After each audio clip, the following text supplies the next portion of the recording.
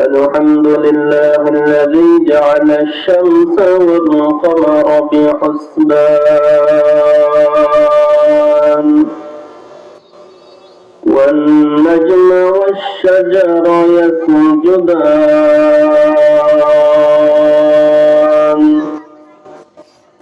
وفضل زمانا على زمان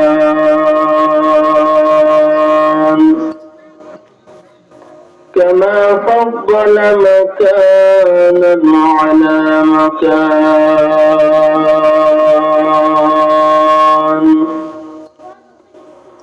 وإنسانا على إنسان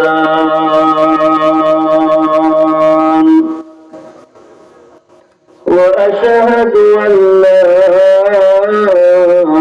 إله إلا الله وحده لا شريك له لا ضد له ولا ند له ولا حد له ولا نظير له ولا شريك له ولا شبه له ولا شبيه له ولا أول له ولا آخر له ولا قبل له ولا بعد له ولا مثيل له ولا مثال له ولا مثل له ونشهد أن سيدنا وسندنا وحبيبنا وحبيب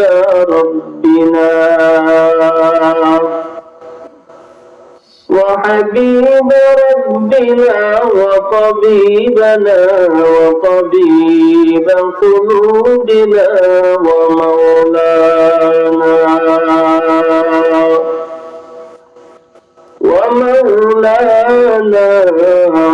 محمدا عبده ورسوله صلى الله تعالى عليه وعلى آله وأصحابه وبارك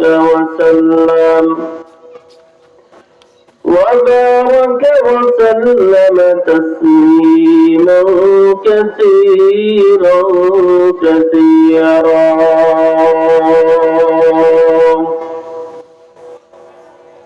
الذي أرسله بالحق بشيرا ونذيرا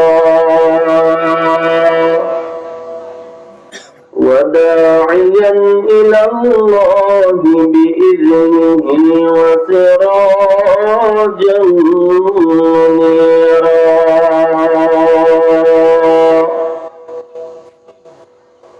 أما بعد فأعوذ بالله من الشيطان الرجيم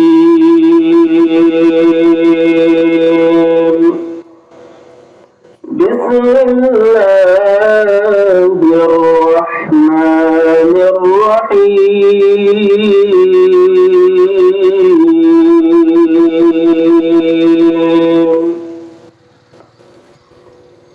لهم ما يشاءون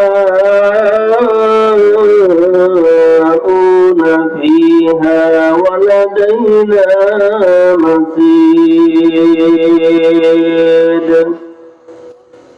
وقال الله تبارك وتعالى إن الذين آمنوا وعملوا الصالحات كانت لهم جنات الفردوس نزلا وقال الله تبارك وتعالى وإذا قيل لهم آمنوا كما آمن الناس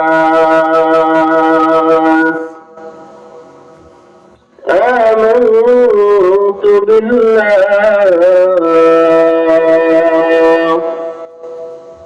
وصدق الله العظيم.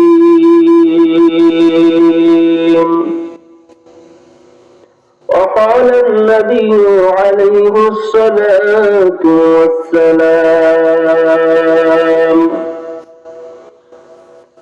الإيمان أن تؤمن بالله وملائكته وكتبه ورسله واليوم الآخر وتؤمن بالقدر خيره وشره أو كما قال عليه الصلاة والسلام. صدق الله مولانا العظيم وصدق رسوله النبي الأمي الكريم ونحن على ذلك لمن الشاهدين والشاكرين والذاكرين والحمد لله رب العالمين.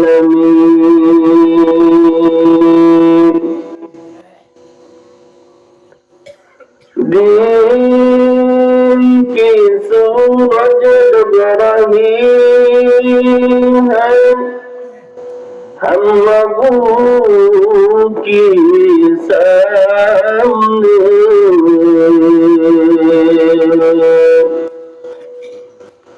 دین کی سورج ڈب رہی ہے ہم لوگوں کی سامنے روز محشر کا جواب ہے مصطفیٰ کے سامنے روز محشر کا جواب ہے مصطفیٰ کے سامنے.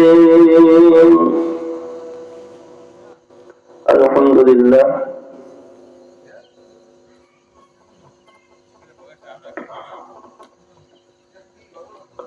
উত্তর তারা বনিয়া যুব সমাজ ও এলাকাবাসীর যৌথ উদ্যোগে প্রথম বার্ষিক ওয়াজ মাহফিল ওয়াক্তিয়া মাহফিলের সম্মানিত সভাপতি প্রধান অতিথি বিশেষ অতিথিবৃন্দ দূর দূরান্ত থেকে আগত কোরআন প্রেমিক হাদিস প্রেমিক রসুল প্রেমিক আল্লাহ প্রেমিক যুবক বন্ধুগণ স্নেহের ছোট ভাই পর্দার অন্তরালে অবস্থানরত শ্রদ্ধেয় সম্মানিত মা ও বোনেরা, সর্বোপরি আল্লাহ সুবহানাহু ওয়া তাআলার দরবারে অসংখ্য অগণিত শুকরিয়া ও সুজুদ যে মহান রব্বুল আলামিন আমাদেরকে ভালোবেসে মহব্বত করে দুনিয়ার হাজারো ঝামেলা থেকে ফারেক করে আলেম ওলামাদের মজলিসে কুরআন ও হাদিসের মজলিসে রাসূল সাল্লাল্লাহু আলাইহি ওয়াসাল্লামের ভাষ্য মতে জান্নাতের বাগানে এসে বসবার মতো সুযোগ করে দিয়েছেন। ওই মহা মালিকের দেওয়া জবান দিয়ে, তার দেওয়া শক্তি দিয়ে শিখানো কালিমাতুশ শুকুর একবার আদায় করে সবাই বলে আলহামদুলিল্লাহ।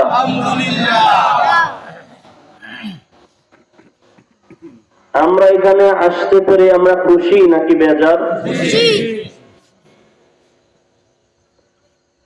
কারণ কোরআন ও হাদিসের মজলিস এমন একটা মর্যাদাপূর্ণ মসজিদ, এমন একটা গুরুত্বপূর্ণ মজলিস, এই মজলিসে আসা সবার পক্ষে সম্ভব নয়। সবাই এই রকম মজলিসে আসতে পারে না, বসতে পারে না। শুধু ওই ব্যক্তি আসতে পারে যাকে আল্লাহ সুবহানাহু ওয়া তাআলা সুযোগ করে দেন। শুধু ওই ব্যক্তি এই গুরুত্বপূর্ণ মজলিসে আসার সুযোগ পায়। ওই বান্দাই এই মজলিসে আসতে পারে যেই বান্দা সব সময় আল্লাহ সুবহানাহু ওয়া তাআলার রহমতের ছায়াতলে থাকে। আল্লাহ সুবহানাহু ওয়া তাআলা বলেন, আমি যেই বান্দার অন্তরটাকে দিন বুঝবার জন্য, দিন মানবার জন্য, কোরআন হাদিসের পথে চলবার জন্য, দিনের উপর অটল থাকবার জন্য উন্মুক্ত করে দেই, আমি আল্লাহ ওই বান্দা সব সময় আমি আল্লাহ তাআলার রহমতের ছায়াতলে থাকি। সুবহানাল্লাহ। আর আমি আল্লাহ সুবহানাহু ওয়া তাআলা যে বান্দার অন্তরটাকে দিন বুঝবার থেকে গাফেল করে দেই, মোহরাঙ্কিত করে দেই, ওই বান্দার জন্য দিনের পথে চলা, কুরআন হাদিস বোঝা এত কঠিন হয়ে যায়, এত কঠিন হয়ে যায়, যেরকম জমিন থেকে আসমানে ওঠা কঠিন, ওই বান্দার জন্য দিনের উপর চলা, কুরআন হাদিস বোঝাটা ওই রকম কঠিন হয়ে যায়। তাহলে আমরা এখানে আসতে পেরে খুশি, কারণ জান্নাতীরা তো জান্নাতেই যাবে, জাহান্নামে তো যাবে না, ঠিক কিনা? জান্নাতীরা জান্নাতেই যাবে। রাসূল সাল্লাল্লাহু আলাইহি ওয়াসাল্লাম বলেছেন, যেখানে কোরআন ও হাদিসের আলোচনা করা হয় সেই জায়গাটা জান্নাতেই পরিণত হয়ে যায়। তার মানে আমরা এখানে এসে লস করি নাই, আমরা জান্নাতি, জান্নাতের বাগানে এসে বসেছি। আর যারা বাইরে থেকে ঘোরাফেরা করতেছে ওরা জান্নাতের বাইরে ঘোরাফেরা করতেছে, ঠিক কি ঠিক না? জোরে বলেন। কারণ ওদের অন্তরে শয়তান এমন ভাবে ঢুকছে, একবার শয়তান মনে বলতেছে যে যাই এখানে যে বসি, আবার মনে চাই না দরকার নেই এখানেই থাকি। শয়তান ওদেরকে ঘোর পাক খাওয়াইতেছে, ওরা সেই ঘোর পাকে পড়ে এই জান্নাতের বাগান থেকে ছিটকে পড়ে গেছে, ঠিক কিনা? কারণ ওই সকল মানুষের অন্তরে যদি কোরআনের ভালোবাসা থাকতো, হাদিসের ভালোবাসা থাকতো, আলেম ওলামাদের ভালোবাসা থাকতো, তাহলে মাইকিং করে তাদেরকে ডাকা লাগতো না, তারা এমনি এই মজলিসে জান্নাতের বাগানে এসে বসে যাইতো।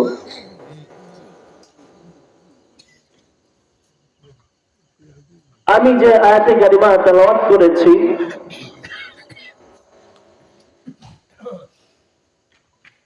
উক্ত আয়াতের ভিতরে আল্লাহ সুবহানাহু ওয়া তাআলা বলতেছেন, লাহুম মা ইয়াশাউনা ফিহা। এই লাহুম দ্বারা উদ্দেশ্য হলো লিআহলিল জান্নাহ, জান্নাতবাসীরা ইয়াশাউনা ফিহা, জান্নাতে যাওয়ার পর যা চাইবে আমি আল্লাহ সুবহানাহু ওয়া তাআলা তাদেরকে তাহাই দিব। সুবহানাল্লাহ। ওয়ালাদাইনা মাজিদ, তারা জান্নাতে যাওয়ার পর যা চাইবে তাহা দিবই। এছাড়া আমি আল্লাহ নিজের পক্ষ থেকে আরো অসংখ্য অগণিত নিয়ামত, স্পেশাল পুরস্কার নিজের পক্ষ থেকে তাদেরকে আমি দান করব। তাহলে বলেন তো, জান্নাত এবং আল্লাহ সুবহানাহু ওয়া তাআলা যেই স্পেশাল পুরস্কার দিবেন, এটা কি মরণের আগে নাকি পরে? জোরে বলেন, মরণের আগে নাকি পরে? জান্নাত এবং স্পেশাল পুরস্কার যদি মরণের পরে হয়, তাহলে আমাদেরকে মরতে হবে।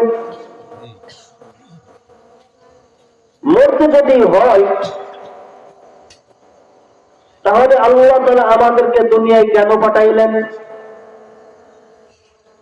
কি জন্য সৃষ্টি করলেন?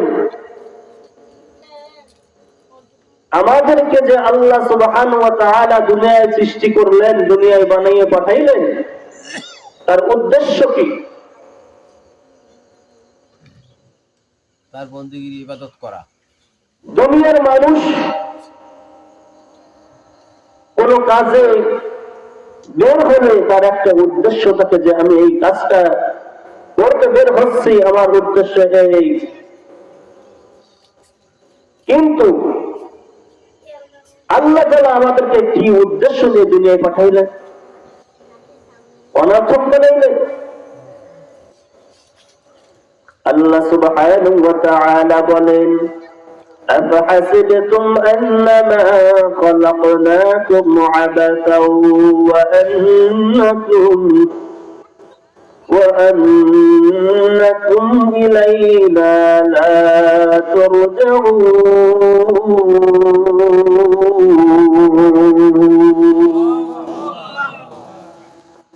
তোমরা কি মনে করেছো আমি আল্লাহ তোমাদেরকে দুনিয়ায় অনর্থক বানাইলাম? তোমরা কি মনে করেছো আমি আল্লাহ তোমাদেরকে দুনিয়ায় শুধু শুধু ঘুরে বেড়ানোর জন্য বানাইলাম? এই আয়াতের দ্বারা বোঝা যায় আল্লাহ আমাদেরকে দুনিয়ায় অনর্থক বানান নাই। আল্লাহ তাআলা যে আমাদেরকে দুনিয়ায় পাঠিয়েছেন, এই পাঠানোর পেছনে একটা উদ্দেশ্য আছে, কি আছে না? এখন আল্লাহ তাআলার কাছে জানতে চাই, আল্লাহ আমাদেরকে জানিয়ে দেন, আপনি দুনিয়ায় আমাদের অনর্থক বানান নাই, তাহলে কি জন্য বানিয়েছেন? আল্লাহ তাআলা জবাবে জানিয়ে দিলেন, وما خلقت الجن والإنس إلا ليعبدون।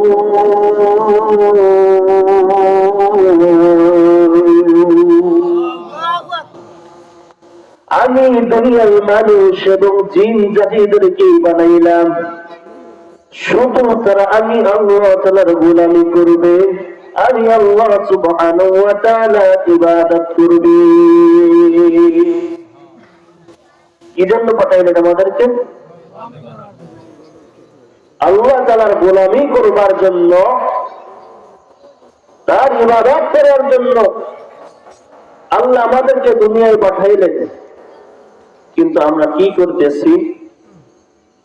কি করতেছি? আমরা তার গোলামি করতেছি, তার ইবাদত করতেছি, শয়তানের গোলামি করতেছি।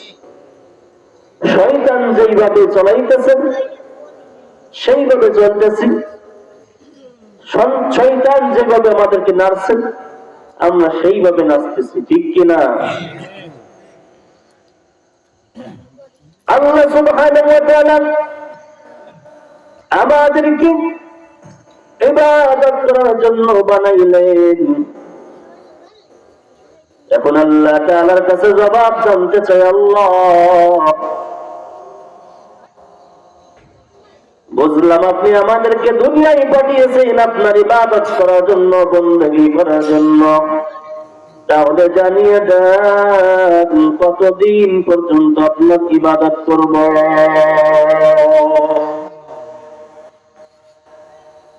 আল্লাহ রাব্বুল আলামিন জানিয়ে দেন ওয়া'বুদ রাব্বাকা হাত্তা ইয়াতিয়াকাল ইয়াকিন।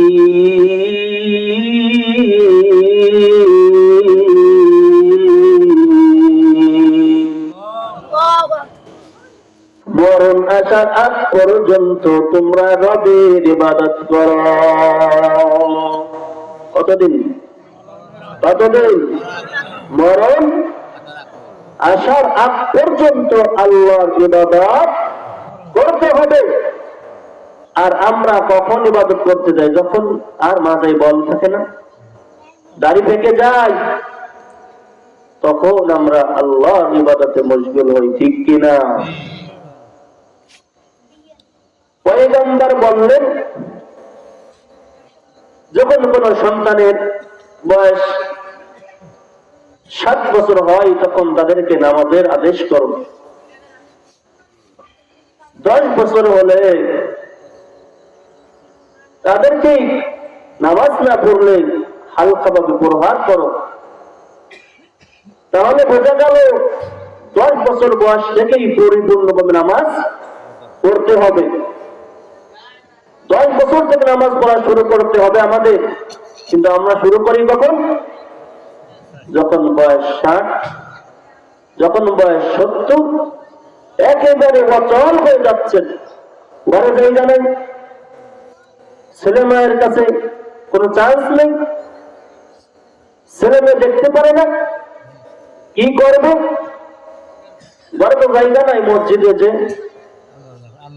আল্লাহ আল্লাহ করে তসবিহ দেবে, আর তখন ইমামের আর মুয়াজ্জিনের গোলা হয়ে যাবে, ঠিক কিনা করে বলেন? দেখবেন যারা কোনদিন মসজিদে দেখবেন না, যুবক অবস্থায় দেখবেন না, গাড়ি যখন হালকা টপ দেখেছে ওই সময় দেখবেন না, যখন চাকরি থেকে পেনশন পাবে ওই সময় দেখবেন মসজিদে হাজির, জুব্বাটা পরছেন, মাথায় একটা পাগড়ি পরছেন, পুনরায় বসে তসবিহ দেখবে, আর দেখবে মুয়াজ্জিন সাহেব ফরমাইশ আযান দিল, কয় মিনিট লেট হইছে। ইমাম সাহেব নামাজ পড়াচ্ছেন, 1 সূরা কয়বার পড়লো, কোন ফাঁকা ফুক দিয়ে ইমাম সাহেবের ভুল ধরা যায় ওই চিন্তায় থাকে। সারা জীবন যে মানুষের আসল জায়গায় কলম থেকে পকেট ভর্তি করছে, সেইটার কোনো খবর নাই। ইমাম সাহেব কি করলো ওইটার পিছনে লেগেছে। তাহলে ইবাদত কখন থেকে শুরু করতে হবে? বুড়ো হয়ে গেলে? বুড়ো হয়ে গেলে? আপনারা তো বয়স শেষ, ছেলে মেয়ে যারা আছে তাদেরকে কখন থেকে নামাজ পড়াতে শুরু করবেন? 7 বছর থেকে শুরু করাবেন। কয় বছর থেকে? 7 বছর থেকে শুরু করাবেন। 10 বছরের উপনীত হলেই তাদেরকে নামাজের জন্য প্রহার করতে হবে।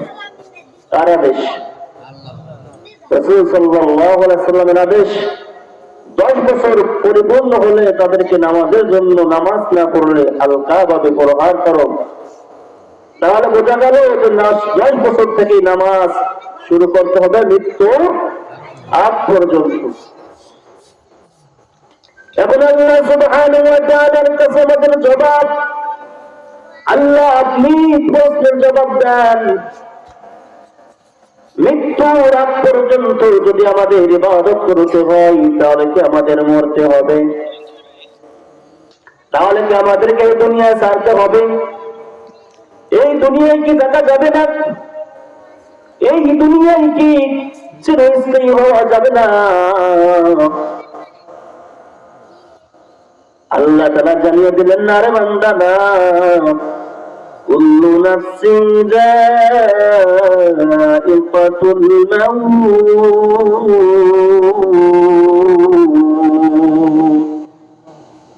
প্রত্যেকটা আত্মার মৃত্যুর স্বাদ গ্রহণ করতে হবে। প্রত্যেকটা মানুষেরই মৃত্যুর স্বাদ গ্রহণ করতে হবে। এখন আল্লাহ তাআলার কাছে জবাব জানতে চাও আমাদের, আল্লাহ বুঝলাম মরণ আমাদের হবে, এখন আমার বাড়ি বাংলার জমিনে,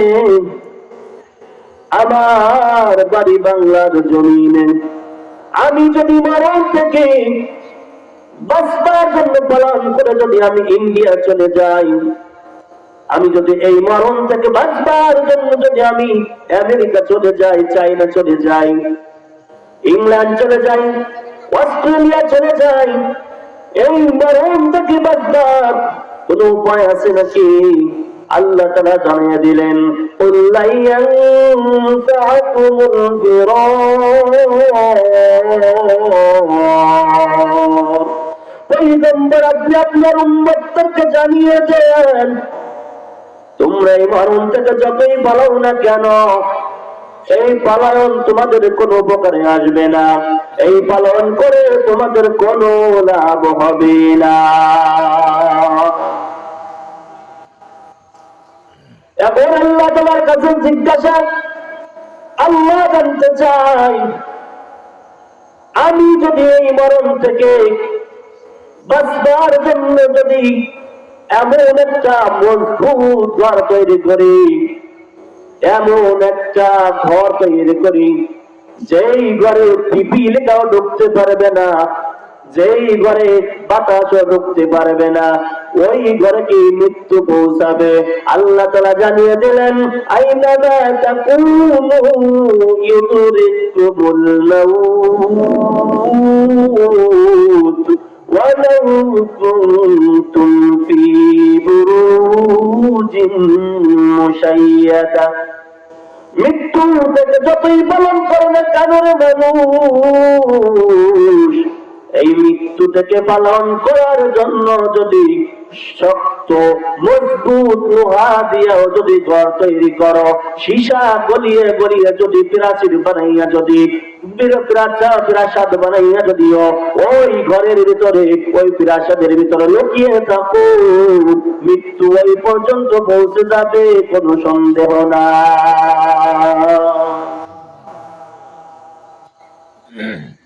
এখন আল্লাহ তাআলার কাছে প্রশ্ন, আল্লাহ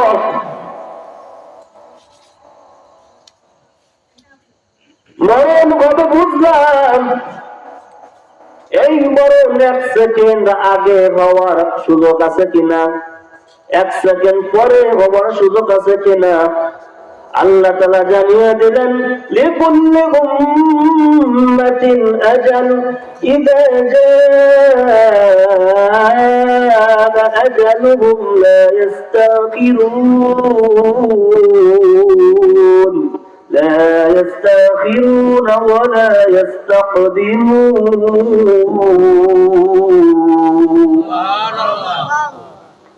প্রত্যেকটা মানুষের মরণ নির্ধারণ, প্রত্যেকটা মানুষের মরণ নির্ধারণ করা হয়েছে, প্রত্যেকটা মানুষের মরণ নির্ধারণ করা হয়েছে। এই মরণ যখন চলে আসবে, 1 সেকেন্ড আগেও তার জান কবজ করা হবে না, 1 সেকেন্ড পরেও তার জান কবজ করা হবে না। জাস্ট টাইম, যেই সময় তার মরণ লিপিবদ্ধ করা রাখা হয়েছে, ওই সময় তার মরণ হবে, 1 সেকেন্ড আগে পরে হওয়ার কোনো সম্ভাবনা নাই। তাহলে আল্লাহ তাআলার কাছে এখন জানতে চাও, আল্লাহ তাহলে কি মরণ থেকে বাঁচবার কোনো সুযোগ নাই? আল্লাহ তাআলা জানিয়ে দিলেন, কুল ইন্নাল মাউতাল্লাযী তাফিরুনা মিনহু। পয়গম্বর আপনি আপনার উম্মতকে জানিয়ে দেন, তোমরা যেই মরণ থেকে পালন করো, ফাইন্নাহু মুলাকীকুম, ওই মরণ তোমাদের পাকড় করবে, এতে কোনো সন্দেহ নাই। তাহলে অসংখ্য অগণিত আয়াত দ্বারা আমরা বুঝতে পারলাম মরণ একদিন হবে, মরণ থেকে পালন করে বাঁচার কোনো সুযোগ নাই। আমাদেরকে একদিন মরতেই হবে।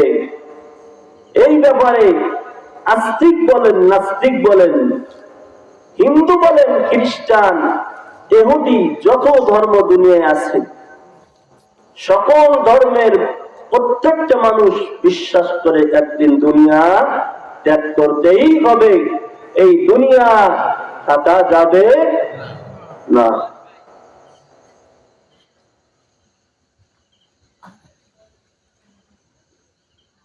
রাসূল সাল্লাল্লাহু আলাইহি ওয়াসাল্লাম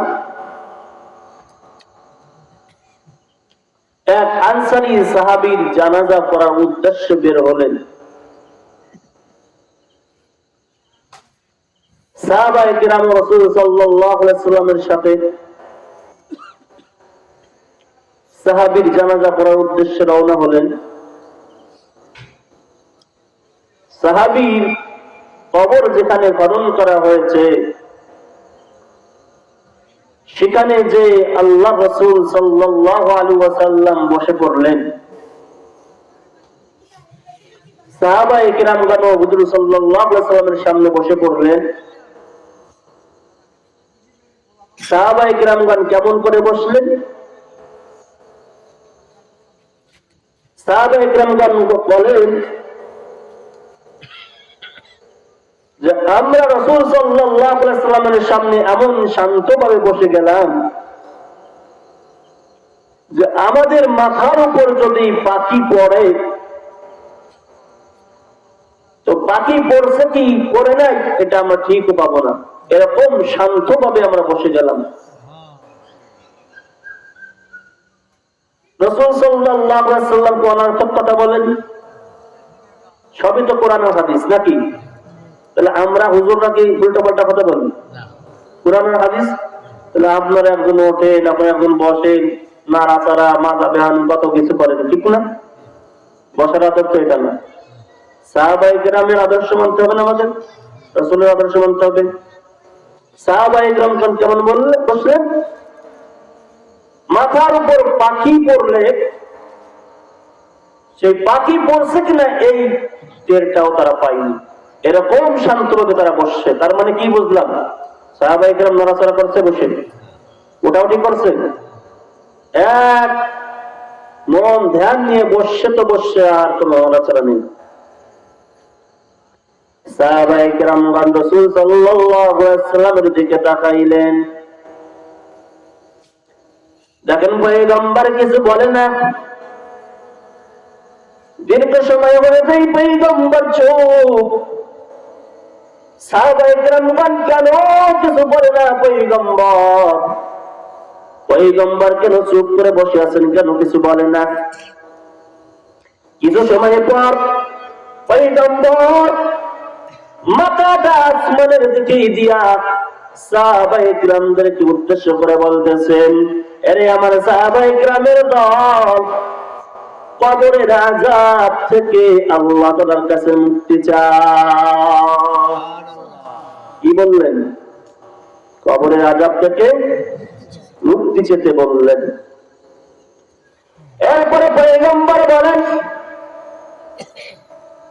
যখন কোন বান্দা, ইমানদার বান্দা, নেককার বান্দার যখন দুনিয়ার সময় শেষ হয়ে যায়,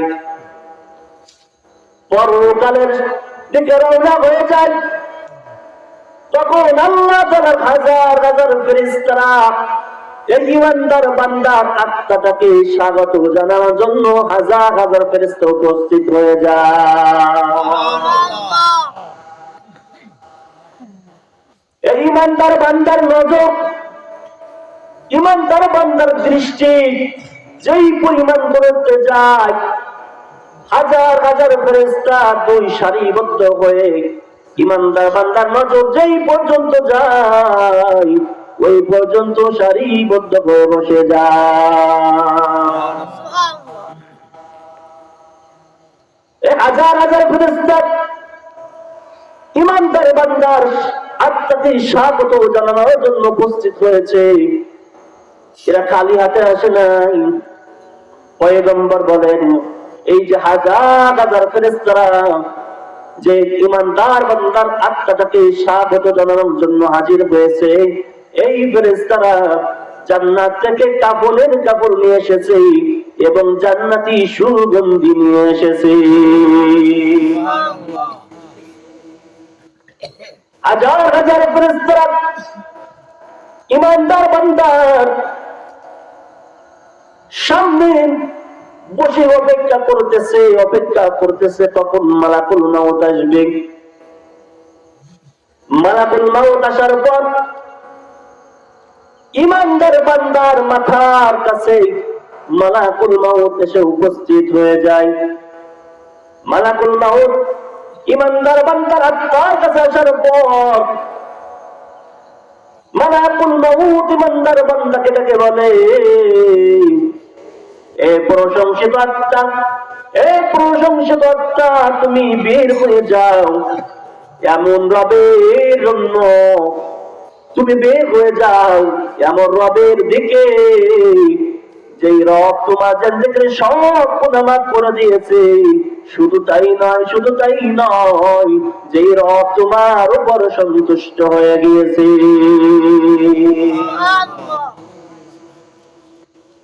এরপরে মালাকুল মাউত ইমানদার বান্দার আত্মাটাকে বের করে নিয়ে যায়। ইমানদার বান্দার আত্মাটাকে মালাকুল মাউত কেমন ভাবে বের করলেন? পয়গম্বর জানিয়ে দিলেন, উম্মতের দল, মালাকুল মাউত ইমানদার বান্দার আত্মাটাকে এমন শান্ত ভাবে এমন আস্তে আস্তে বের করে নিয়ে যায় যে ইমানদার বান্দা সামান্য পরিমাণ কষ্ট পায় না। পয়গম্বর বলেন, এর নবীর উম্মতের দল,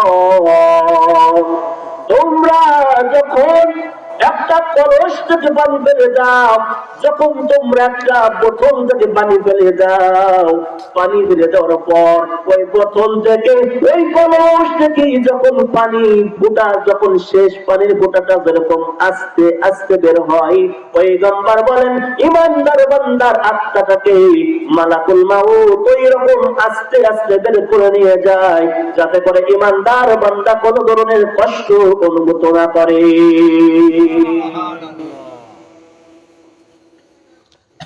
মালাকুল মাউত যখন ইমানদার বান্দার আত্মাটাকে বের করে নিয়ে যায়, হাজার হাজার ফেরেশতারা উপস্থিত ছিল। হাজার হাজার ফেরেশতারা মালাকুল মাউতকে ডেকে বলে, মালাকুল মাউত, ইমানদার বান্দার আত্মাটাকে আমাদের কাছে দিয়ে দাও। মালাকুল মাউত ইমানদার বান্দার আত্মাটাকে হাজার হাজার ফেরেশতাদের কাছে দিয়ে দেয়। ওই ফেরেশতারা জান্নাতি কাফনের ভিতরে ইমানদার বান্দার আত্মাটাকে বাঁচাইয়া সুগন্ধি লাগাইয়া আসমানের দিকে রওনা হয়। আসমানের দিকে যখন রওনা হয়, হাজার হাজার ফেরেশতারা জিজ্ঞাসা করে, ও ফেরেশতাদের দল, কার আত্মা নিয়ে যাও? ফেরেশতারা বলে, রে ফেরেশতাদের দল, আমরা কার আত্মা নিয়ে যাই? কি নিয়ে যাই? তোমরা কিভাবে ঠিক পেয়েছ? ফেরেশতারা জবাব দেয়, তোমরা যে আত্মা নিয়ে যাইতেছো, এই আত্মা থেকে এমন একটা সুগন্ধি বের হইতেছে, এমন একটা সুগন্ধি বের হইতেছে, যার ঘ্রাণে আল্লাহ তাআলা আমাদের সকল ফেরেশতাদের নাম সুশোভিত করে দিয়েছে। তাহলে ইমানদার বান্দার আত্মা থেকে কি বের হয়? সুগন্ধি বের হয়। প্রথম আসমানে যাওয়ার পর প্রথম আসমানে প্রবেশ করবে ফেরেশতারা। প্রথম আসমানের যে দায়িত্বশীল ফেরেশতা আছে, এই দায়িত্বশীল ফেরেশতার নাম হলো ইসমাঈল। কি নাম? প্রথম আসমানের ফেরেশতার দায়িত্বশীল যে ফেরেশতার নাম কি? ইসমাঈল। এই দায়িত্বশীল ফেরেশতা ইসমাঈলের তত্ত্বাবধানে 12,000 ফেরেশতা আছে। 12,000। এই 12,000-এর প্রত্যেক জনের আয়ত্তে 1 লাখ ফেরেশতা আছে। 1 লাখ। দায়িত্বশীল প্রধান ফেরেশতা ইসমাঈল, তার অধীনে আছে কয় হাজার? 12,000। আর 12,000-এর প্রত্যেক জনের অধীনে আছে কয় লাখ? 1 লাখ। তাহলে হিসাব করে দেখেন এবার কত ফেরেশতারা হয়। এই হাজার হাজার ফেরেশতারা ইমানদার বান্দার আত্মা নিয়ে যাওয়ার পর প্রথম আসমানের ফেরেশতার কাছে অনুমতি চাই। প্রথম আসমানের ফেরেশতা অনুমতি দেয়। ফেরেশতারা ইমানদার বান্দার আত্মাটা নিয়ে আসমানের উপরে চলে যায়। এরকম ভাবে সপ্তম আসমান পর্যন্ত ফেরেশতারা ইমানদার বান্দার আত্মাটা নিয়ে যায়। এরকম যখন প্রত্যেকটা আসমানে গিয়েছেন, প্রত্যেকটা আসমানের ফেরেশতারা এই ইমানদার বান্দার আত্মাটাকে স্বাগত জানিয়েছে। যখন ফেরেশতারা ইমানদার বান্দার আত্মাটাকে নিয়ে সপ্তম আসমানে চলে যান, সপ্তম আসমানে যাওয়ার পর আল্লাহ সুবহানাহু ওয়া তাআলা ফেরেশতাদেরকে ডেকে বলে, ফেরেশতাদের দল, ইমানদার বান্দা আত্মা নিয়ে এসে ভালো কথা, তোমরা ওই ইমানদার বান্দা আমল নামাটাকে উপরে একটা জগৎ আছে, ইল্লিয়িন। কি নাম? ইল্লিয়িন। ইল্লিয়িনের ভিতরে লিপিবদ্ধ করে দাও এবং ইমানদার বান্দার আত্মাটা নিয়ে তোমরা যেই জমিনে, যেই গ্রামে, যেইখানে ও ইমানদার বান্দাকে দাফন করা হয়েছে, ওই দেহের ভিতরে ইমানদার বান্দার আত্মাটাকে নিয়ে আবার বুকে দাও। তাহলে ইমানদার বান্দার আমলনামা কোথায়? ইল্লিয়িনের ভিতরে লিপিবদ্ধ। আত্মা সপ্তম আসমানে, দেহটা কোথায়? জমিনে। ইমানদার বান্দার আমলনামা ইল্লিয়িনের ভিতরে, আত্মাটা সপ্তম আসমানে, দেহটা জমিনে। আল্লাহ তাআলা ফেরেশতাদেরকে বললেন, ফেরেশতারা তোমরা যাও, ইমানদার বান্দার আত্মাটা নিয়ে তাকে যেখানে, যেই গ্রামের, যেই কবরস্থানে দাফন করা হয়েছে, ওই কবরস্থানে যেই তার দেহের ভিতরে আবার রূহটা ঢুকে দাও। ফেরেশতারা ইমানদার বান্দার আত্মাটা নিয়ে যেখানে তাকে দাফন করা হয়েছে, সেখানে এসে ওই ইমানদার বান্দার দেহের ভিতরে আবার তার আত্মাটা ঢুকে দেয়। আত্মাটা ঢুকে দেওয়ার পর তার কবরের ভিতরে দুইজন ফেরেশতা হাজির হয়। দুইজন ফেরেশতা এসে তাকে বসায়। ফেরেশতারা সেই ইমানদার বান্দাকে বসাইয়া প্রশ্ন করে, মার রব্বুকা? ইমানদার বান্দা জবাব দেয়, রব্বি আল্লাহ, আমার রব হলো আল্লাহ। আমাদের রবকে জোরে বলেন, আরো জোরে বলেন। ইমানদার বান্দা বলবে, রব্বি আল্লাহ, আমার রব হলো আল্লাহ। ফেরেশতারা বলবে, ইমানদার বান্দা, ওয়া মান দীনুকা? ফেরেশতাদের জবাবে ইমানদার বান্দা বলবে, দীনুল ইসলাম, আমার ধর্ম হলো ইসলাম। ফেরেশতারা জিজ্ঞাসা করবে, ওয়ামান হাযার রাজুলুল্লাযী বুইসা ফীকুম? তোমাদের নিকট যেই নবী পাঠানো হয়েছিল, তোমাদের নিকট যেই পয়গম্বর গিয়েছিল, তার সম্পর্কে কি ধারণা, তার সম্পর্কে কি জানো, তার সম্পর্কে পরিচয় দাও। ওই ইমানদার বান্দা বলবে, হাযা নাবিয়ুনা মুহাম্মাদুর রাসূলুল্লাহ সাল্লাল্লাহু আলাইহি ওয়াসাল্লাম। ইমানদার বান্দা যখন এই তিন প্রশ্নের জবাব দিয়ে দিবে, ফেরেশতারা ইমানদার বান্দাকে জিজ্ঞাসা করবে, আরে ইমানদার বান্দা, এই তিন প্রশ্নের জবাব তো তুমি দিয়ে দিলে, এই তিন প্রশ্নের জবাব তুমি কোথায় পেয়েছো? ইমানদার বান্দা জবাব দেবে, আরে ফেরেশতাদের দল, আমি দুনিয়ায় কোরআন পড়তাম, আমি দুনিয়ায় আল্লাহ তাআলার কালামের তেলাওয়াত করতাম, ওই তেলাওয়াতকৃত কালামের ভিতরে 3 প্রশ্নের জবাব পেয়েছিলাম। তাহলে কোরআন পড়ার দরকার আছে কি নাই? আছে। 3 প্রশ্নের জবাব কোথায় পেয়েছে ইমানদার বান্দা? কোরআনের ভিতরে পেয়েছে। আমরা কোরআন পড়তে জানি না। নামাজ সহি হওয়ার জন্য প্রথম শর্ত কি? কোরআন তেলাওয়াত সহি শুদ্ধ হওয়া। তাহলে আপনারাই ফতোয়া দেবেন, যারা কোরআন পড়তে পারে না, নামাজ পড়ে, ওদের নামাজ হচ্ছে? নামাজ হচ্ছে? আপনারা কিন্তু বলতে দিচ্ছেন নামাজ হচ্ছে। প্রথম শর্ত কিরাত সহি শুদ্ধ হওয়া। আপনাদের কিরাত সহি শুদ্ধ হয় না, আপনারা নামাজ পড়তেছেন, আপনারাই বলতেছেন আপনাদের নামাজ হয় না, আমি কিছু বলবো না। তাহলে ইমানদার বান্দা জবাব দেবেন, আমি এই 3 প্রশ্নের জবাব কোরআনের ভিতরে পেয়েছিলাম। আর মুসলমান কি হতভাগা, আমাদের কপালটা কত ঘুরে গেল, আমরা কোরআন পড়তে পারি না। কেউ যদি কোরআনের কথা বলে, কেউ যদি কোরআনের আলোচনা করে, আমরা তার বিরোধিতা করি, ঠিক কিনা? কিছু মানুষ আছে কোরআনের কথা শুনতেই পারে না, কোরআনের মাদ্রাসা পছন্দ করে না,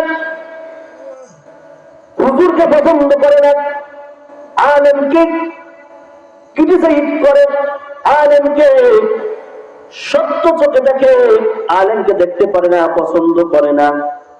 ভালো করে শোনে না ওরে মুসলমান, তোমরা যারা আলেমকে দেখতে পারো না, আমার মনে হয় যে এই সময় এই জামানায় যারা আলেম দেখতে পারে না, আলেম বিদ্বেষী, আলেমদেরকে পছন্দ করে না, দেখতে পারে না, আলেমদেরকে পছন্দ করে না, কোরআনের হাফেজদেরকে দেখতে পারে না, এই সমস্ত মানুষ যদি পয়গম্বরের জামানায় থাকতো, এরা ও পয়গম্বরকে চোখে দেখতে পারতো না। পয়গম্বরের জামানার মানুষেরা একদল ছিল ইমানদার, যারা পয়গম্বরকে পছন্দ করেছিল, যারা পয়গম্বরের কথা মতো চলেছিল, আল্লাহর হুকুম আহকাম মেনেছিল, তারা তাদের নাম ছিল ইমানদার। আর যারা পয়গম্বরকে গ্রহণ করে নাই, আল্লাহকে গ্রহণ করে নাই, পয়গম্বরকে যারা দেখতে পারতো না, তারা ছিল বেঈমান। আমার তো মনে হয় বর্তমান সময়ে যারা আলেম দেখতে পারে না, কোরআনের মাদ্রাসাকে দেখতে পারে না, ওই সমস্ত মুসলমান ঠিক কিন্তু বড় বেঈমান। ওর মুসলমান নামটা আছে, পয়গম্বর হাদিসের ভিতরে বলেছেন, আর উম্মতের দল এমন একটা সময় আসবে যখন কোরআনের হরফ থাকবে, শব্দ থাকবে, কিন্তু কোরআন থাকবে না। ইসলাম থাকবে, মুসলমান থাকবে, কিন্তু নামে থাকবে, আসল কামে থাকবে না। আমার মনে হয় যে এই সমস্ত মানুষেরা আলেম বিদ্বেষী, কোরআন দেখতে পারো না, হাফেজকে দেখতে পারো না, তোমাদের ইমানের ভিতরে সমস্যা আছে, তোমরা এখনই ইমান সংশোধন করে না।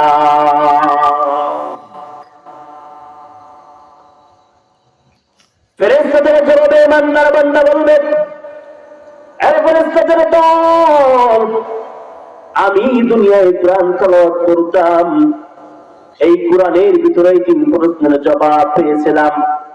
আল্লাহ তাআলা আসমান থেকে ডাক দিয়ে বলবে, ফেরেশতাদের দল,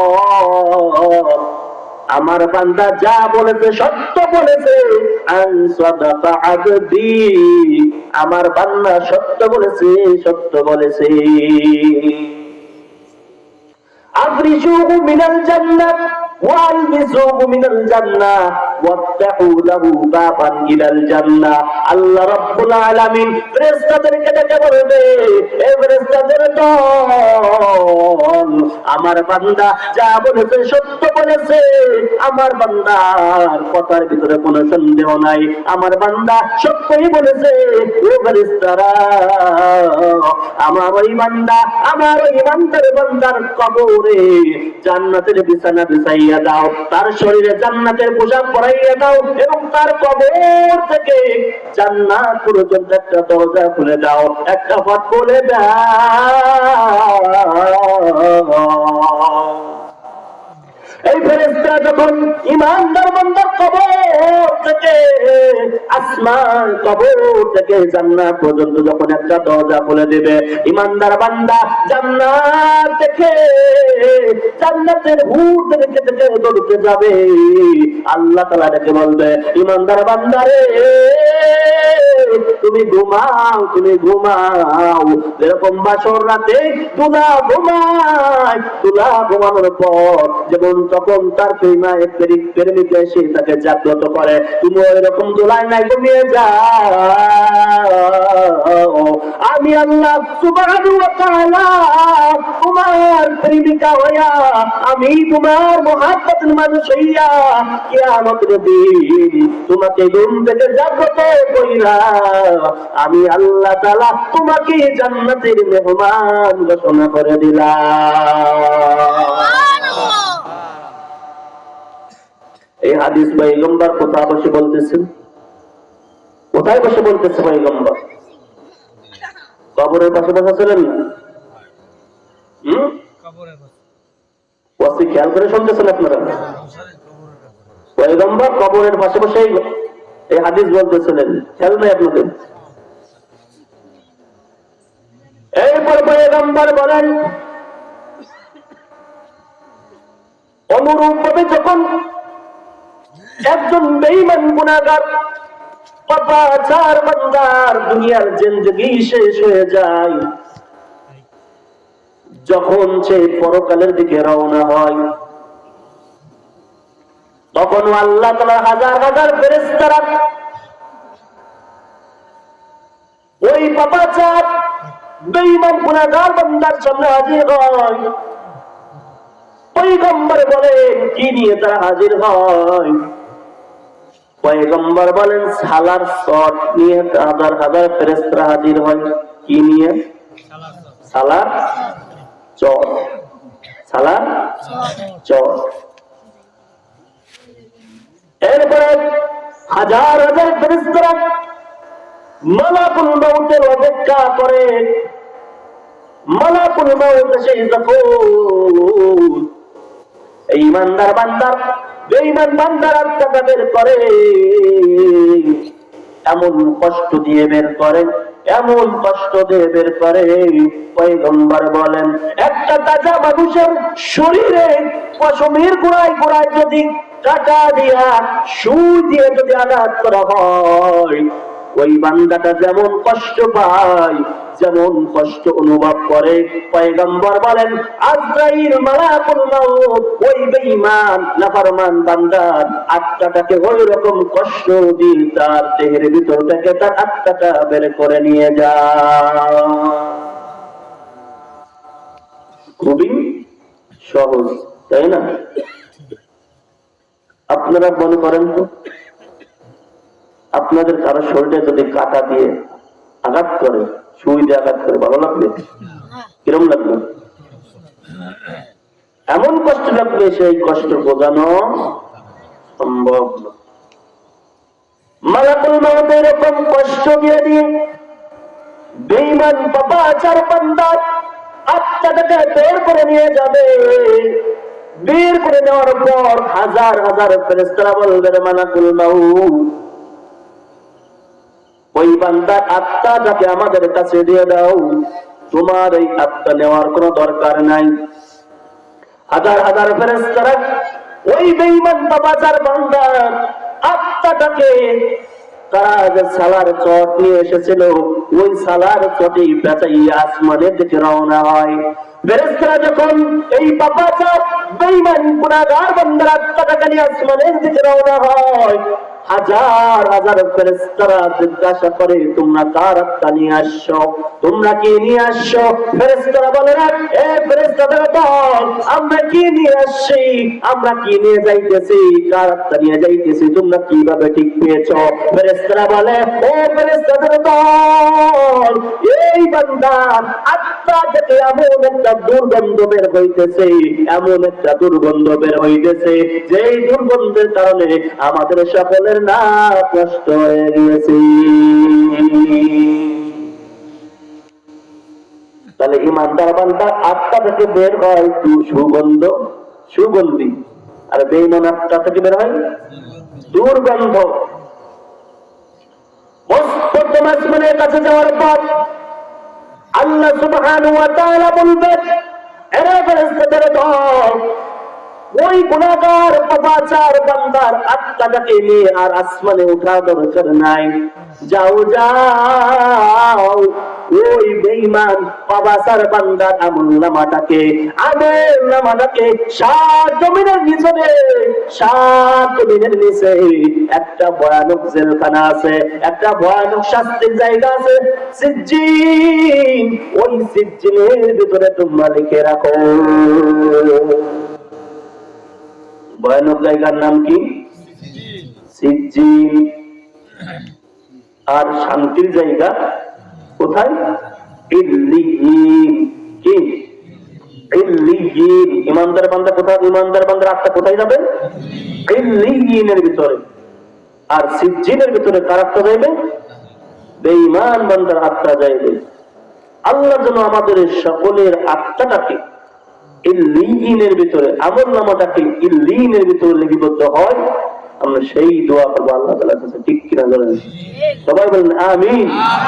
আল্লাহ যেন আমাদের আমলনামাটাকে ইল্লিয়িনের ভিতরে লিপিবদ্ধ করে, সবাই বলেন আমিন। এরপরে 2 নম্বর বলেন,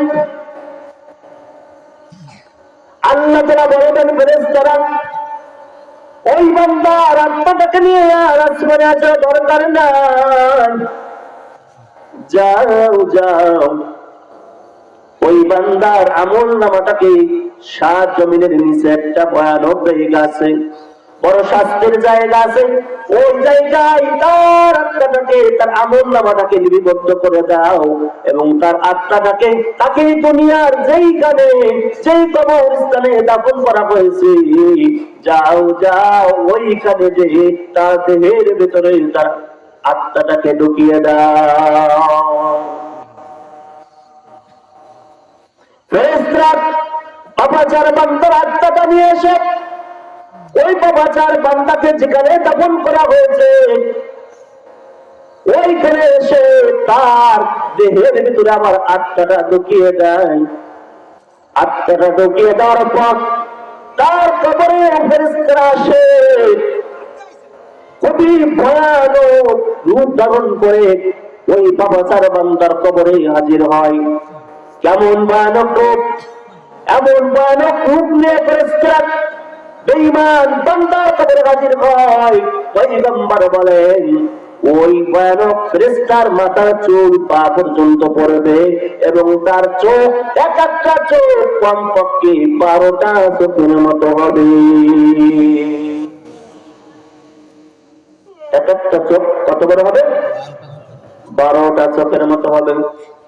এই নাফরমান বান্দা, ইমান বান্দা যখন এরকম ভয়ানক অবস্থায় ফেরেশতাদেরকে দেখবে, তার আর হুঁশ থাকবে না, তাকিয়ে থাকবে, তাকিয়ে থাকবে। এদিক থেকে ফেরেশতারা জিজ্ঞাসা করবে, মান রব্বুকা ওয়া মান দীনুকা ওয়া মান হাযার রাজুলুল্লাযী বুইসা ফীকুম। তোমার রব কে, তোমার ধর্ম কি, তোমাদের কাছে যেই নবী পাঠানো হয়েছিল, তোমার কাছে যেই নবী পাঠানো হয়েছিল সেই নবীর সম্পর্কে পরিচয় দাও। ফেরেশতারা এই যখন প্রশ্ন করবে, তাদের যেই ভয়ানক দৃশ্য দেখবে, তখন এই বান্দার আর হুঁশ থাকবে না। বান্দা ফেরেশতারা কি জিজ্ঞাসা করবে তার কোনো খেয়াল থাকবে না। বান্দা বলবে, হা লা আদরি, লা আদরি, আমি কিছুই জানি না, আমি কিছুই জানি না। আল্লাহ সুবহানাহু ওয়া তাআলা আসমান থেকে ডেকে বলবে, এ ফেরেশতারা, আমার বান্দা মিথ্যা বলেছে।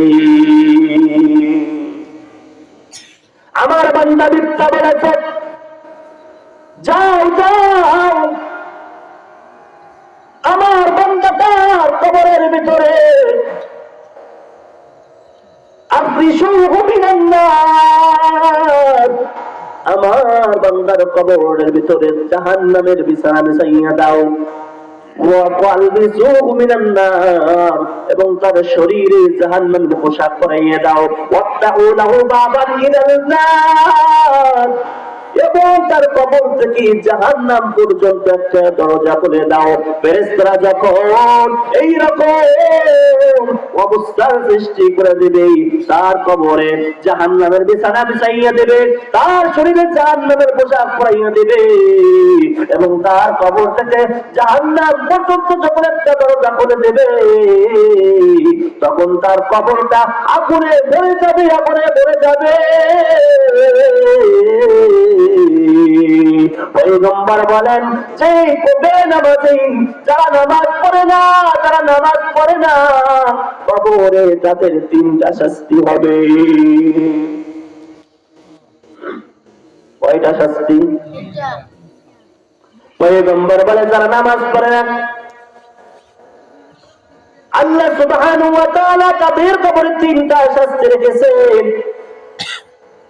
এক নম্বর শাস্তি হলো পয়গম্বরের উম্মতের দল 2 মাসের 2 পাশের মাটি এমন ভাবে বান্দাকে চাপ দেবে যে বান্দার এক পাজরের হাড় অপরের পাজরের ভিতরে এরকম ঢুকে যাবে। এক নম্বর শাস্তি হলো পয়গম্বর বলেন, যারা নামাজ পড়ে না তাদের কবরে 1 নম্বর শাস্তি হবে 2 পাশের মাটি এমন ভাবে চাপ দেবে যে এক পাজরের হাড় অপর পাজরের ভিতরে ঢুকে যাবে।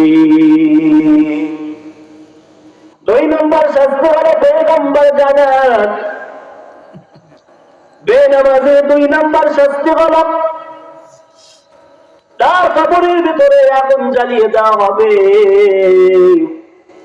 3 নম্বর শাস্তি হলো তার কবরে এমন একটা সাপ পাঠানো হবে, এমন একটা অজগর সাপ পাঠানো হবে। সেই সাপটা কত বড়? সেই সাপটা কত বড় হবে? পয়গম্বর বলেন, এর নবীর উম্মতের দল, দুনিয়ার সাপের তো আমরা পা দেখি না, কিন্তু জাহান্নামের ভিতরে কবরের ভিতরে যেই সাপটা আল্লাহ তাআলা পাঠাইবে ওই সাপের পা থাকবে, এবং ওই সাপের চোখ হবে আগুনের চোখ। কেমন পা হবে, কেমন ওই সাপটা কত বড় হবে? পয়গম্বর বলেন, ওই সাপের একটা পায়ের একটা আঙ্গুলের এক মাথা থেকে অপর মাথা যাইতে সময় লাগবে 1 দিন। কয়দিন? নখের এক মাথা থেকে অপর মাথা যাইতে সময় লাগবে। তাহলে বলছেন, নখের এক মাথা থেকে অপর মাথা যাইতে যদি 1 দিন সময় লাগে, তাহলে নখটা কত বড় হবে? এবং এই নখটা যেই হাতের ভিতরে আছে সে হাতটা কত বড় হবে?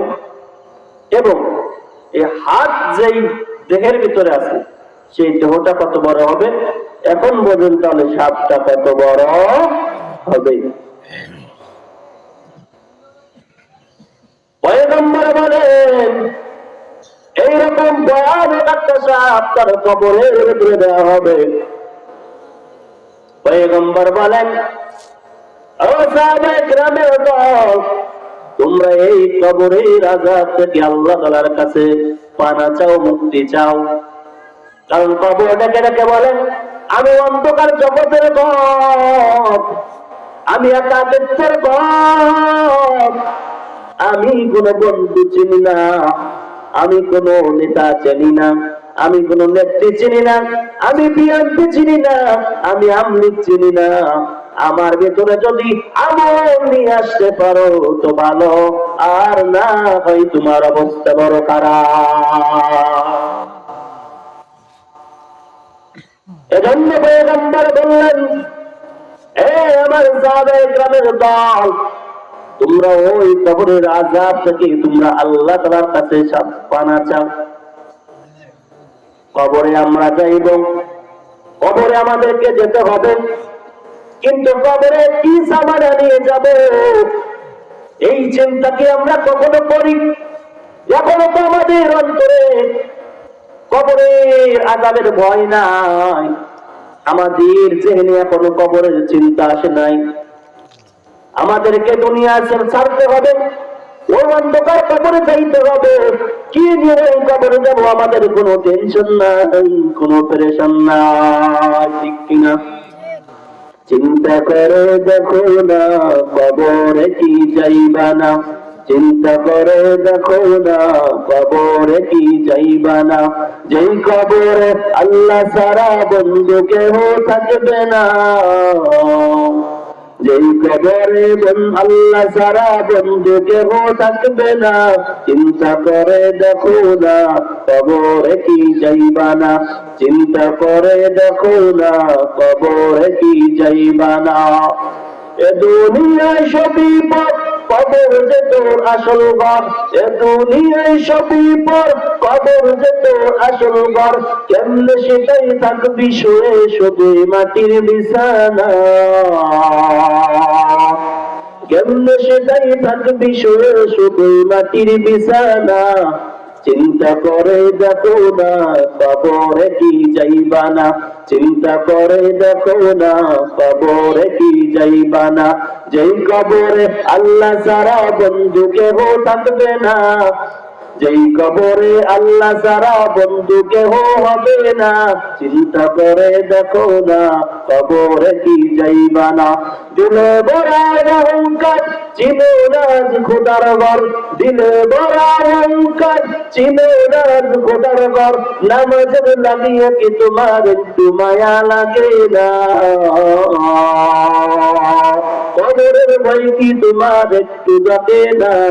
চিন্তা করে দেখো না কবরে কি যাইবা না, চিন্তা করে দেখো না কবরে কি যাইবা না। যেই কবরে আল্লাহ ছাড়া বন্ধু কেহ থাকবে না, যেই কবরে আল্লাহ ছাড়া বন্ধু কেহ থাকবে না। চিন্তা করে দেখো না কবরে কি যাইবা না, চিন্তা করে দেখো না কবরে কি যাইবা না। তাহলে কবরে আমাদের যাইতে হবে, কবরের থেকে কেউ পালন করে বাঁচতে পারবে না। এক সময় কবরের জিন্দেগি শেষ হয়ে যাবে, বারজাখের জিন্দেগি শেষ হয়ে যাওয়ার পর কিয়ামত কায়েম হবে।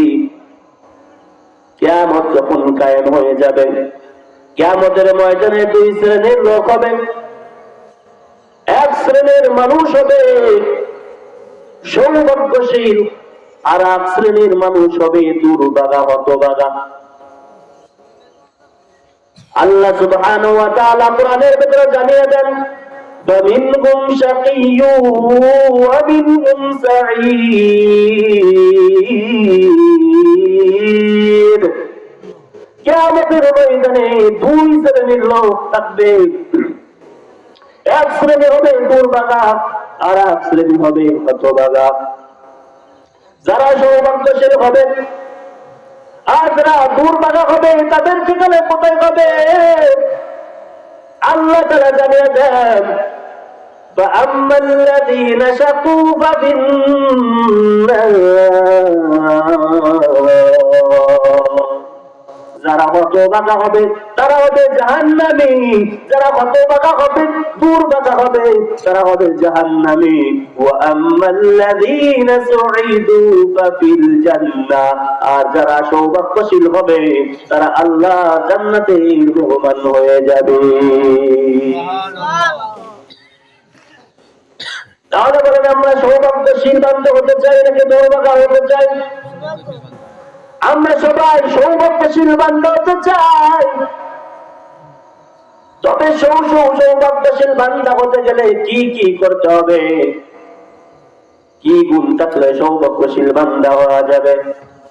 আল্লাহ তাআলা জানিয়ে দিলেন, ইন্নাল্লাযীনা আমানু ওয়া আমিলুস সালিহাত।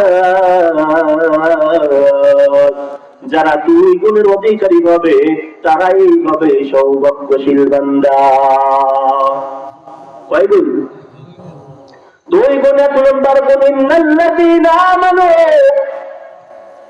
যারা ঈমানের গুণ অর্জন করবে ওয়ামিলুস সালিহাত, আর যারা নেক আমলের গুণ অর্জন করবে।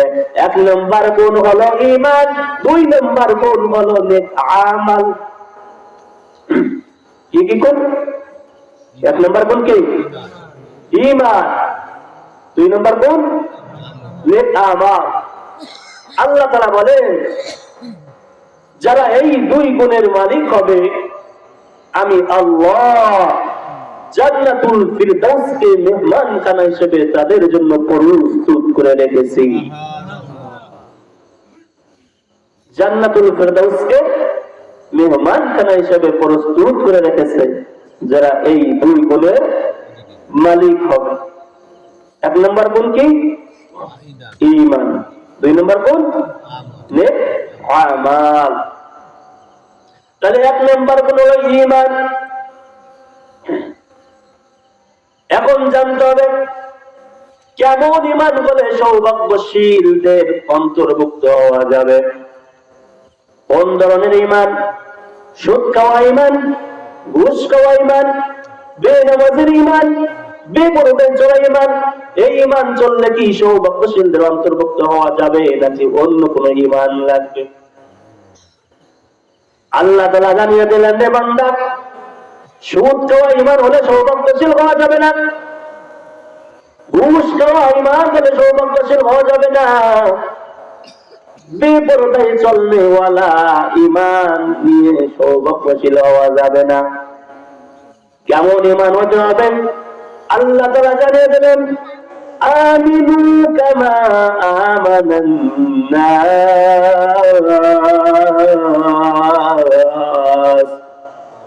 আমিনু, তোমরা ঈমান আনো, কামা আমানান নাস, যেরকম ভাবে মানুষেরা ঈমান এনেছে ওই রকম তোমরা ঈমান আনো। এই মানুষ তারা কাদেরকে বুঝিয়েছেন? আল্লাহ সুবহানাহু ওয়া তাআলা এই মানুষ তারা কাদেরকে উদ্দেশ্য নিয়েছেন?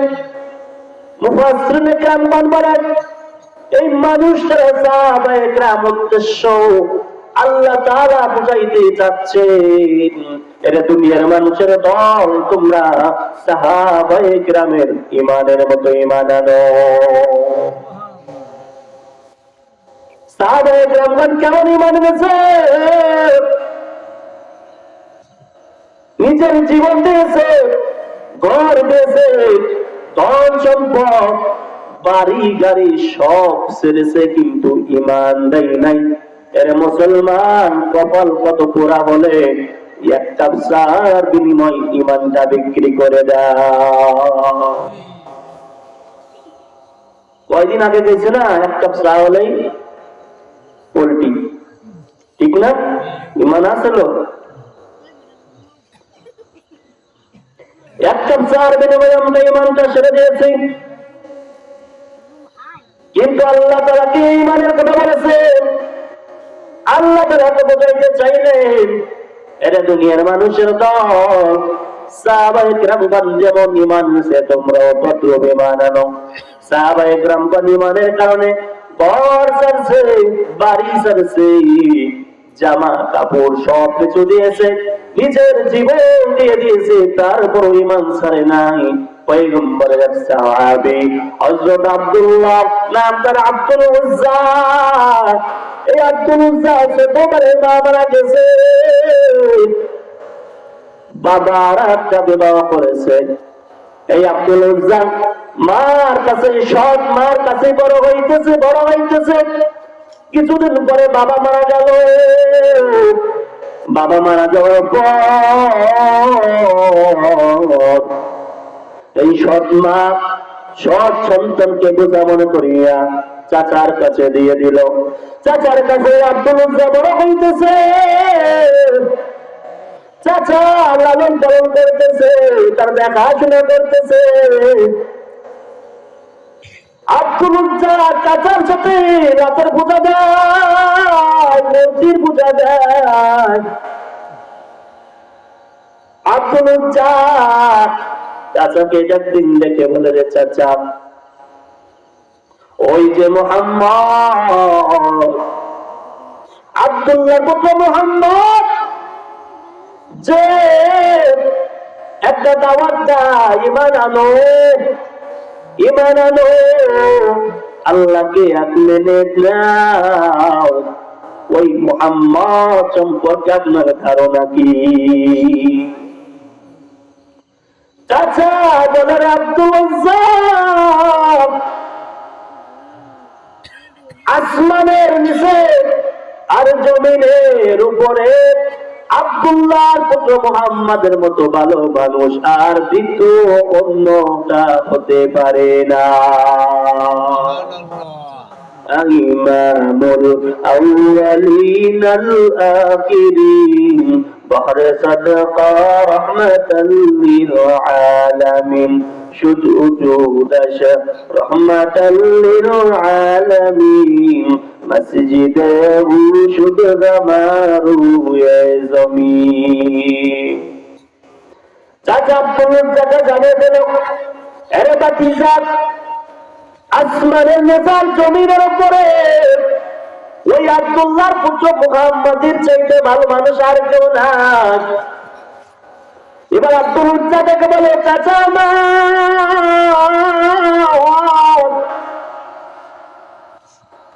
তাহলে ওই মুহাম্মদ যে একটা দাওয়াত দেয়, ঈমান আনো,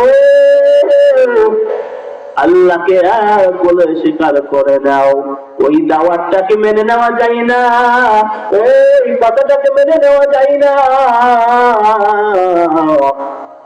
আব্দুল উজ্জার কথা শুনে চাচা এবার রাগে অগ্নি শর্মা হয়ে দাঁড়িয়ে যায়। চাচা বলে, আব্দুল উজ্জা রে, ওই মুহাম্মদ যেই ধর্মের দাওয়াত দেয়, ওই ধর্ম হলো ভিন্ন জিনিস, আর আমাদের বাপ দাদার ধর্ম হলো ভিন্ন জিনিস। তার ধর্ম আলাদা, আমাদের ধর্ম আলাদা, ওদের তার ধর্ম গ্রহণ করা যাবে না। এবার আব্দুল উজ্জা চাচাকে জানিয়ে দিলেন, চাচা আমার, আপনি যখন জানিয়ে দিলেন মুহাম্মাদের ধর্ম গ্রহণ করা যাবে না, মুহাম্মাদের ধর্ম গ্রহণ করা যাবে না, আমি আব্দুল উজ্জা আপনাকে সাক্ষী রেখে কালিমা পড়ে মুসলমান হয়ে গেলাম। এই আব্দুল উজ্জার জবান থেকে যখন কালিমার আওয়াজ চাচাই শুনছে রে, চাচা অগ্নি শর্মা হয়ে গেল। চাচা অগ্নি শর্মা হয়ে আব্দুল উজ্জাকে বলেন, আব্দুল উজ্জা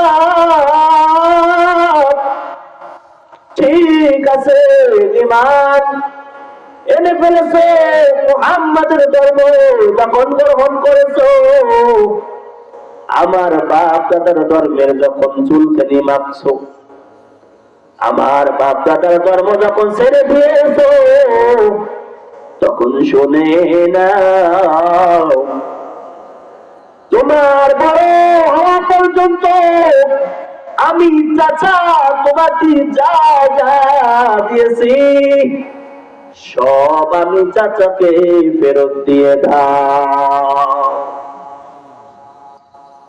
এই আব্দুল উজ্জা ধন দেয়, টাকা দেয়, পয়সা দেয়, গাড়ি দেয়, বাড়ি দেয়, সব কিছু দেওয়ার পর আব্দুল উজ্জা চাচাকে বলে, চাচারে আমার সব কিছু পাইছেন? চাচা বলে, না ভাতিজা, না এখনো পাইনি। আব্দুল উজ্জা বলে, রে চাচা, কি এখনো পাননি, কি এখনো বাকি আছে? চাচা বলেন, আব্দুল উজ্জা, তোমার শরীরে, তোমার পরনে যে একটা লুঙ্গি আছে, ওই লুঙ্গিটাও আমি চাচার কিনে দেওয়া, ওই লুঙ্গিটাও আমি চাচাকে খুলে দাও। চাচার জবান থেকে যখন এই কথা শুনছে, আব্দুল উজ্জা চাচাকে ডেকে বলে, চাচা টাকা দিলাম, পয়সা দিলাম, ধন দিলাম, গাড়ি দিলাম, সব কিছু দিয়ে দিলাম। চাচা আমার পরনে শুধু একটা লুঙ্গি আছে, এই লুঙ্গিটা না নিলে কি চাচা হয় না? চাচা এবার বলে, আব্দুল উজ্জারে লুঙ্গি যদি রাখতে চাও, ইমানটা ছেড়ে দাও। এতই যদি লুঙ্গির মায়া হয়, তাহলে ইমানটা ছেড়ে দাও। আব্দুল আসমানের দিকে তাকাইয়া আল্লাহকে ডেকে বলে, আল্লাহ,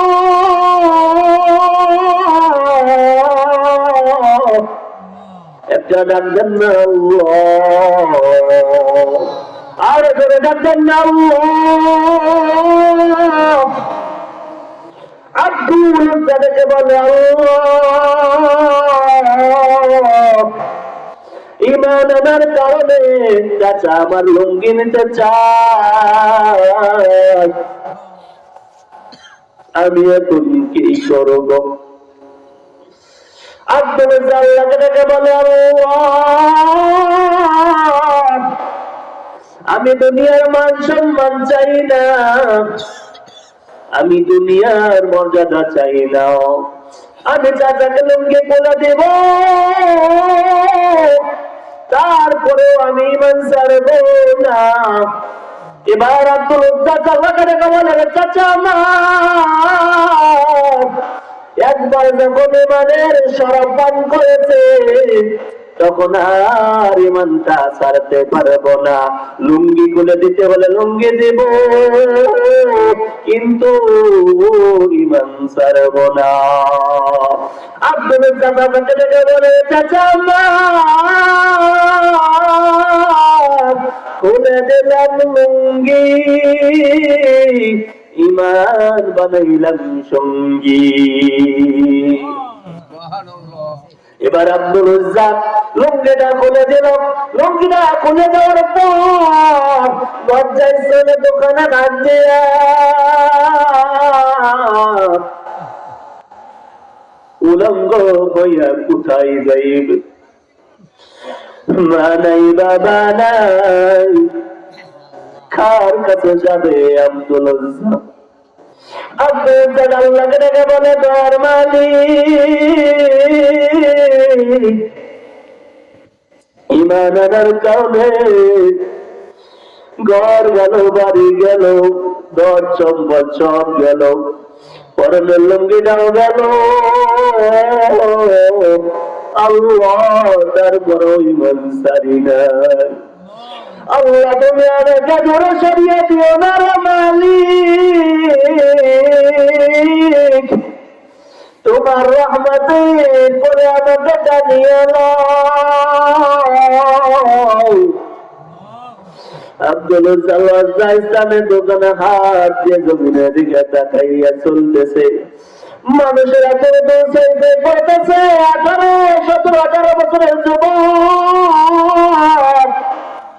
উলঙ্গ অবস্থায় রাস্তা দিয়ে চলে। যুবক, তুমি একটু কল্পনা করে দেখো না, তোমারও যদি এইরকম পরিস্থিতি হয়, কেমন হবে তোমার অবস্থা?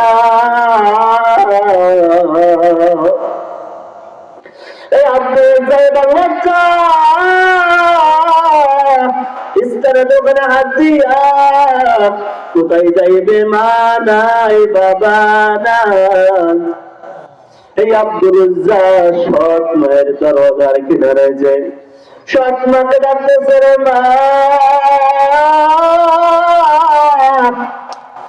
সৎ মা সৎ সন্তানের ডাকের আওয়াজ পাইয়া ঘরের দরজা যখন খুলে বের হলো, আব্দুল উজ্জার এই অবস্থা দেখে সৎ মা লজ্জাতে মুখটা ঘুরিয়ে নিল। সৎ মা দেখে বলে, আব্দুল উজ্জাক, তোমার এমন অবস্থা কেন? আব্দুল উজ্জাক বলে, রে মা, ঈমান আনার কারণে চাচা আমার ধন সম্পদ গাড়ি বাড়ি সব নিয়ে নিয়েছে, এমনকি আমার পরনের লুঙ্গিটাও খুলে নিয়েছে। আব্দুল উজ্জাকে বলে, রে মা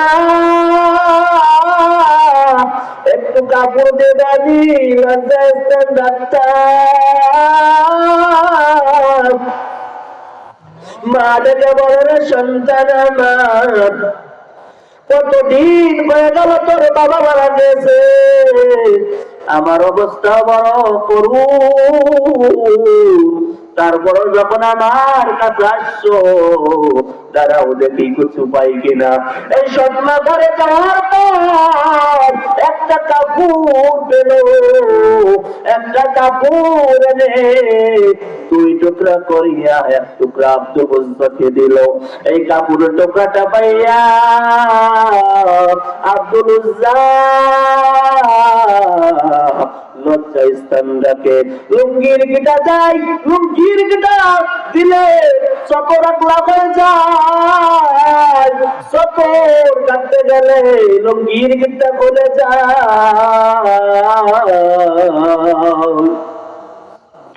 আব্দুল উজ্জা মাকে ডেকে বলে, মা আমি এই মক্কায় থাকবো না, আমি আর মূর্তি পূজা করবো না। এ যুব একটা ডাক দাও না, জীবনে আর নামাজ কাজা করবা না। এ মুরব্বী বাবারা একটা কল্পনা করো না, জীবনে নামাজ ছাড়ছো আর নামাজ ছাড়বে না। এ যুবক পরিকল্পনা কর, আর জীবনের মুখে খুর লাগাইবি না। এই আব্দুল উজ্জা মাকে ডেকে বলে, মা আমি আর মক্কায় থাকবো না, মূর্তি পূজা করবো না, আমি চলে যাব মদিনায়। এই আব্দুল উজ্জা পাহাড়ি অঞ্চলে ডিঙ্গিয়া ডিঙ্গিয়া মরুভূমির পথ চড়িয়া চড়িয়া, ও হাজী সাহেবেরা তোমরা জানো মক্কা থেকে মদিনা কত দূর? তখন তো গাড়ি ছিল না, তখন তো ভিআইপি অবস্থা ছিল না, তখন তো পায়ে হেঁটে সফর করতো। এই আব্দুল উজ্জা মক্কা থেকে মদিনা হেঁটে হেঁটে চলে যায়। মক্কা থেকে মদিনায় যাওয়ার পর এই আব্দুল উজ্জা মসজিদে নববীর কিনারায় দাঁড়িয়ে আছে। কতদিন খাই না, পেটে খাবার না, মসজিদে নববীর কাছে যে দেখে পয়গম্বর আমার মসজিদের ভিতরে সাহাবায়ে কেরামদেরকে তালিম দেয়। আব্দুল উজ্জা পয়গম্বরকে দেখে চিনতে আর বাকি থাকলো না, ইনি হলো পয়গম্বর, ইনি হলেন আখিরি জামানার পয়গম্বর। কেনই চিনবেন না? কারণ আল্লাহ পয়গম্বরের চেহারা এত সুন্দর করে আল্লাহ তাআলা বানাইছে, যেই সুন্দর চেহারা দুনিয়ার আর কোন মানুষকে আল্লাহ দান করে না। পয়গম্বর বলেন, আমার ভাই ইউসুফ আলা নবী আলাইহিস সালাতু ওয়াস সালাম, এই পয়গম্বর ইউসুফ আলাইহিস সালামকে আল্লাহ তাআলা সাদা সুন্দর দান করেছে, এবং আমি পয়গম্বরকে আল্লাহ তাআলা লাল সুন্দর দান করেছে। আল্লাহ সুন্দর ভিতরে লাল সৌন্দর্যের ভিতরে আকর্ষণ বেশি। আম্মা আয়েশা রাদিয়াল্লাহু তাআলা আনহা বলেন, যেই সমস্ত মহিলারা পয়গম্বর ইউসুফের চেহারা দেখিয়া আপেল কাটতে কাটতে নিজেদের হাত কেটে ফেলেছিল, ওই সমস্ত মহিলারা যদি আমাদের নবী আমাদের পয়গম্বর মুহাম্মদুর রাসূলুল্লাহ সাল্লাল্লাহু আলাইহি সাল্লামকে দেখতো, হাত কাটতো না দূরের কথা, নিজেদের কলিজা কেটে ফেলতো, তারপরেও ঠিক পেত না।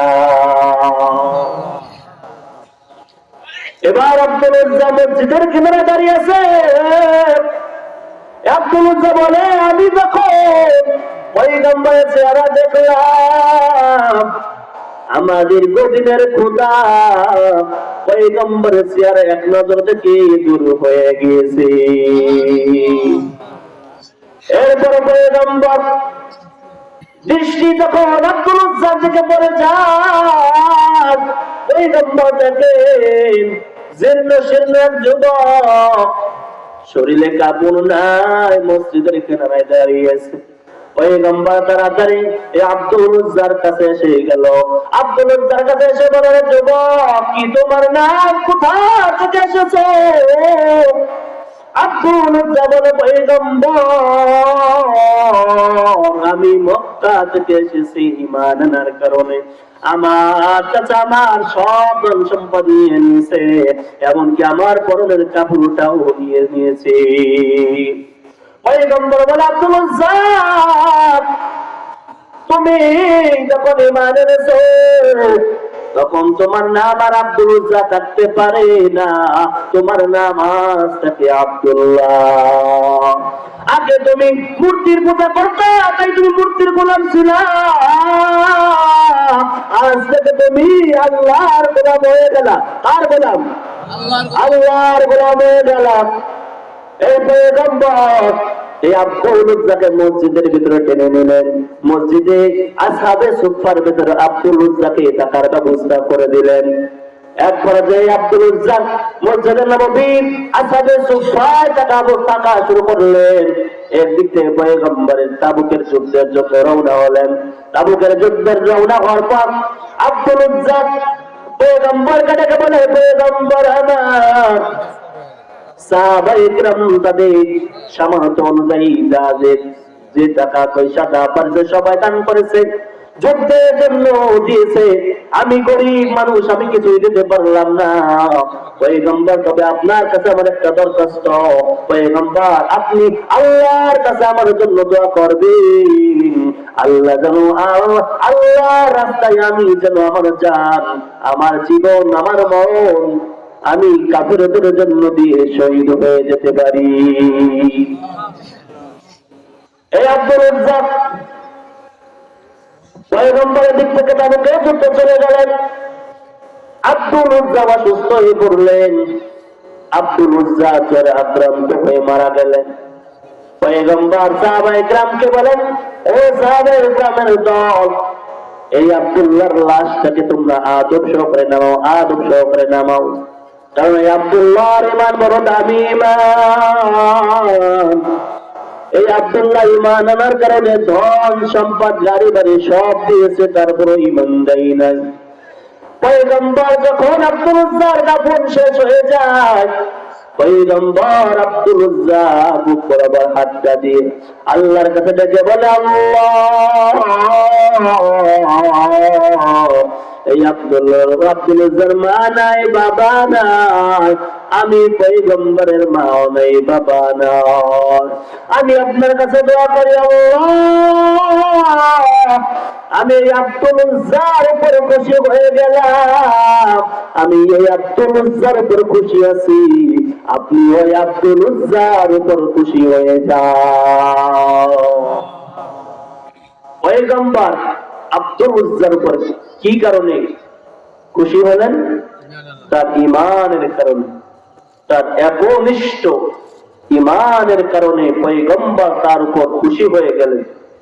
আল্লাহ তাআলার কাছে দোয়া করলেন, আল্লাহ আপনিও খুশি হয়ে যান, আমি পয়গম্বর তার উপর খুশি।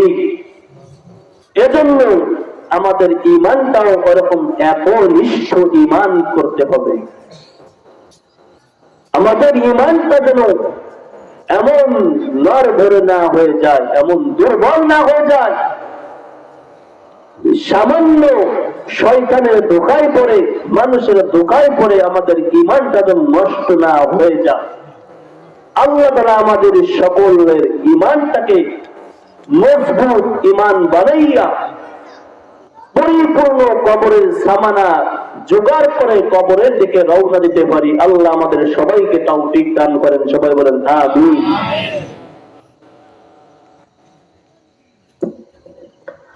ধন্যবাদ প্রিয় আলোচককে। তার জ্ঞান গর্ভময় আলোচনা পেশ করার জন্য প্রভুর প্রেম